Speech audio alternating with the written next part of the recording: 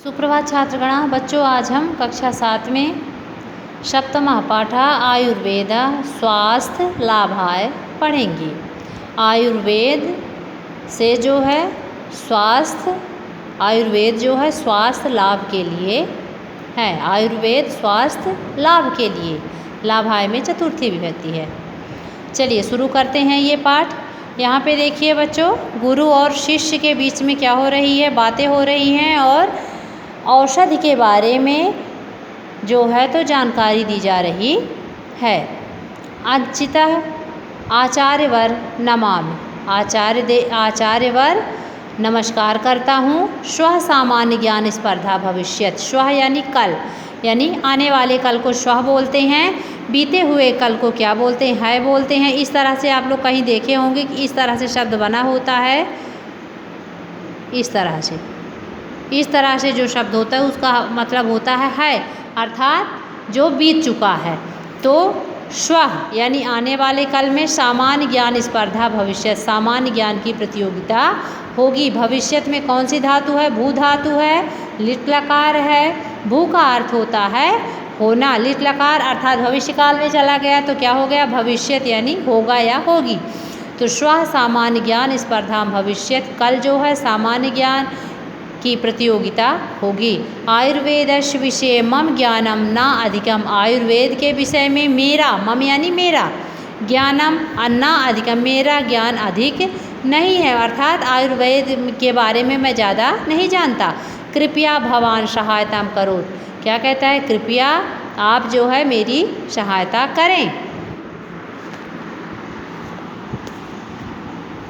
अध्यापका अस्तु, बस अच्छा है बेटा।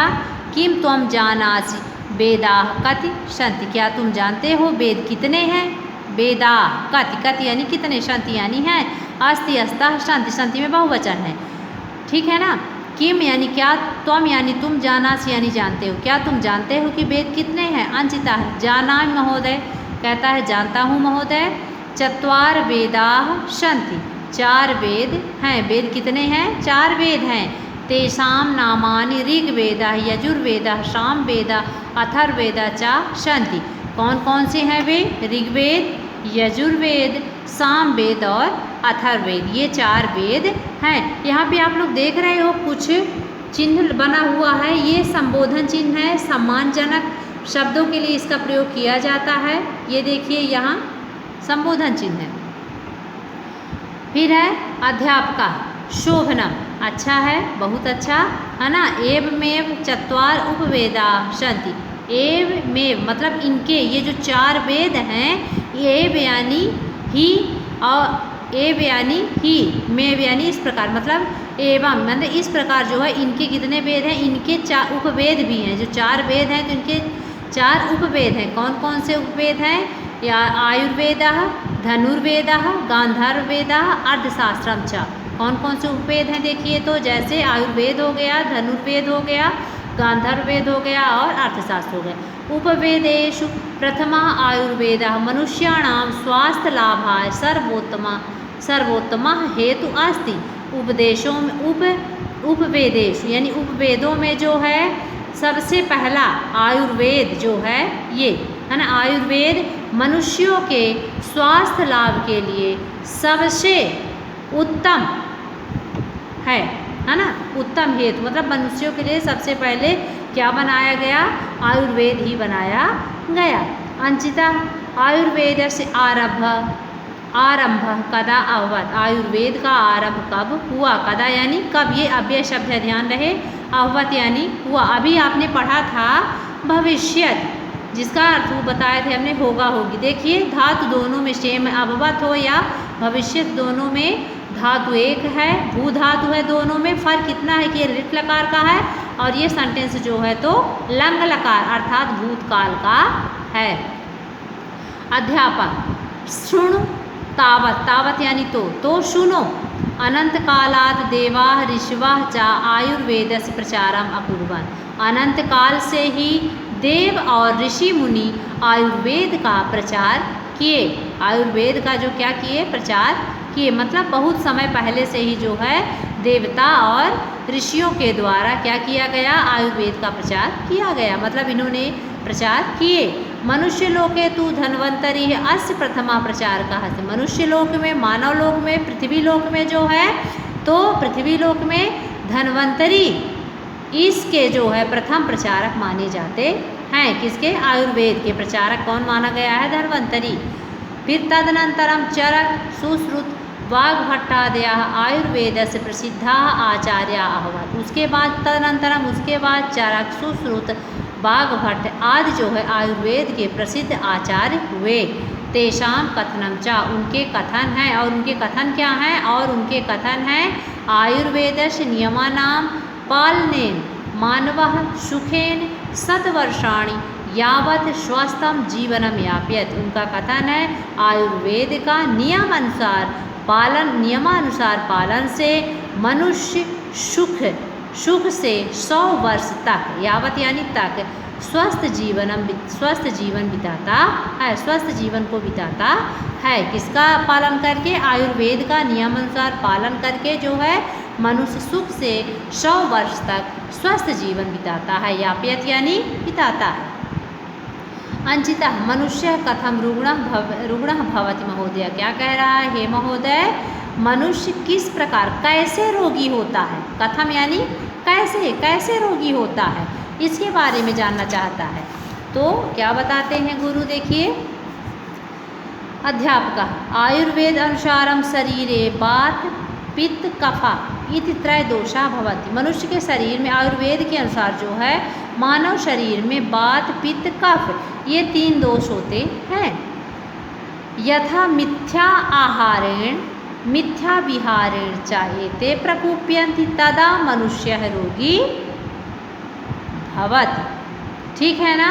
क्या कह रहा है कि जब मनुष्य, यदा यानी जब, मिथ्या आहारण यानी गलत खान पान और मिथ्या विहारण गलत आचरण करने लगता है, एते प्रकोप्यन्ते और इनके प्रकोप में आ जाता है, तदा यानी तब जो है मनुष्य रोगी होता है। जब मनुष्य गलत खान पान और गलत आचरण करता है तो इसके प्रकोप में आ जाता है। किसके प्रकोप में आ जाता है, वात पित्त और कफ के प्रकोप में आ जाता है, तभी वह जो है तो रोगी होता है। फिर अंचिता कहता है, गुरुवर मनुष्य कथम स्वस्थ लाभम करो, मनुष्य किस प्रकार स्वास्थ्य लाभ करता है, मतलब कि अपने शरीर को जो है किस प्रकार से स्वस्थ करता है। तो अध्यापक कहता है आयुर्वेदे रोगस्य निदानम अस्ति, आयुर्वेद में देखिए, आयुर्वेदे लिखा हुआ है ना, इसमें सप्तमी विभक्ति है, इसका चिन्ह होता है में, पर आयुर्वेद में रोगस्य यानी होता है रोग का, यानी इसमें षष्ठी विभक्ति है ना। आयुर्वेदे रोगस्य निदानम अस्ति, आयुर्वेद में रोग का निदान है, समुचित यानी उचित ढंग से, पथ्य पालन यानी भोजन का पालन से ही मनुष्य सर्वथा स्वस्थ भवति, है ना। उचित ढंग से, सही प्रकार से भोजन लेने से या पथ्य यानी आहार का पालन करने से मनुष्य जो है तो सर्वथा स्वस्थ होता है। फिर अंचिता कृपया कासांचित औषधीनां नामानि वदतु या भी जना दीर्घायु यापयन्ति, कृपया कुछ औषधियों के नाम बताएं जिससे लोग दीर्घायु होकर जीवन बिताते हैं, दीर्घायु जीवन बिताते हैं या एक लंबा जीवन बिताते हैं। तो अध्यापक कहते हैं हरितकी यानी होता है हरड़, विभीतका यानी होता है बहेड़ा, आम्लकम यानी होता है आंवला, च एतादृशा औषधिया त्रिफला आयुर्वर्धका रोग निवारका च अस्ति, है ना। हरड़, बहेड़ा और आंवला इस प्रकार की औषधियों को क्या बोला गया है, इस प्रकार की औषधियाँ हैं जिनको क्या कहा जाता है, त्रिफला, यानी 3 फलों से मिलकर बनी, इसलिए क्या कहलाई, त्रिफला। आयुर्वर्धक यानी आयु को बढ़ाने वाली और रोग निवारक दवाई है त्रिफला।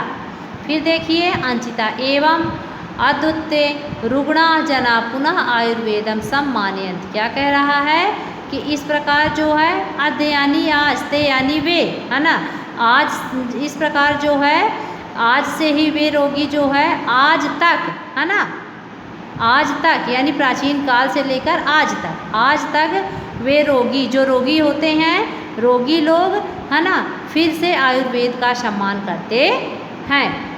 फिर देखिए इस प्रकार रुग्ण जना पुनः आयुर्वेद, मतलब फिर से बार बार इस प्रकार से जो है तो रोगी जो होते हैं वो आयुर्वेद का सम्मान करते हैं, अर्थात उसे औषधि के रूप में लेते हैं। फिर देखिए अध्यापका आम इद्याम अवगच्छ यत औषधीनां प्रयोगम बहुरूपेण भवति। इस आम यानी हाँ, तो आचार्य क्या कहते हैं, हाँ इस प्रकार जो है तो अब यह जान जाओ कि औषधियों का प्रयोग कई रूपों में या विभिन्न प्रकार से होता है। औषधियों का प्रयोग केवल एक प्रकार से नहीं होता, कई प्रकार से होता है। जैसे काष्ठाद चूर्ण हो गया, आशवा हो गया, अवलेह हो गया, गुटिका रस रसायनम च एति। चूर्ण हो गया, और फिर आसव यानी क्या होता है, अर्क होता है, अवलेह यानी क्या होता है, चटनी होता है, गुटिका यानी क्या होता है, गोली होता है, रस यानी जो दवाई होती है आप लोग देखे हो अल्कोहल वाली उसे, और रसायन, इस रूप में जो है तो औषधियों का प्रयोग होता है। आयुर्वेदस्य प्रचार विदेशेषु अपि प्रचलित है ना, आयुर्वेद का प्रचार जो है विदेशों में भी प्रचलित है, विदेशों में भी इसका प्रचार प्रसार हो रहा है। अंचिता धन्यवाद गुरुवर, अधुना अहम अस्पर्धायाम कृते सज्जा। कहता है गुरुजी आपको क्या है, धन्यवाद गुरुदेव, है ना।